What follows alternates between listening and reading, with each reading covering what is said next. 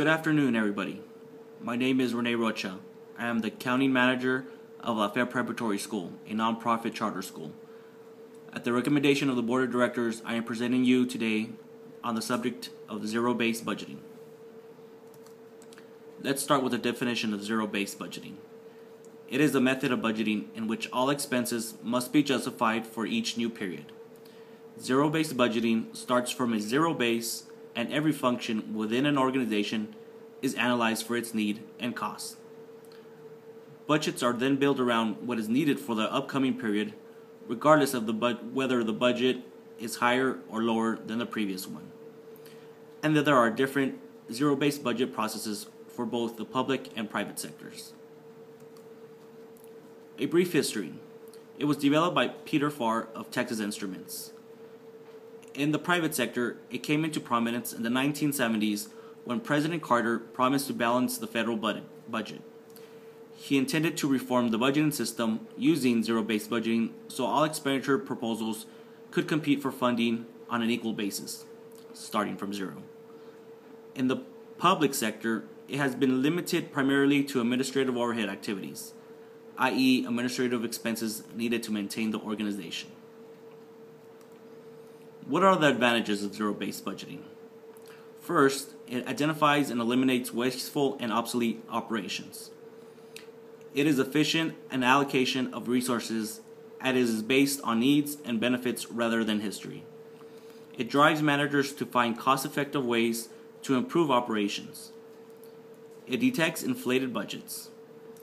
It increases staff motivation by providing greater initiative and responsibility in decision-making. It also increases communication and coordination within the organization. Of course, it also has disadvantages. It is more time-consuming than incremental budgeting. And justifying every line item can be problematic for departments with intangible outputs. It requires specific training due to increased complexity versus incremental budgeting.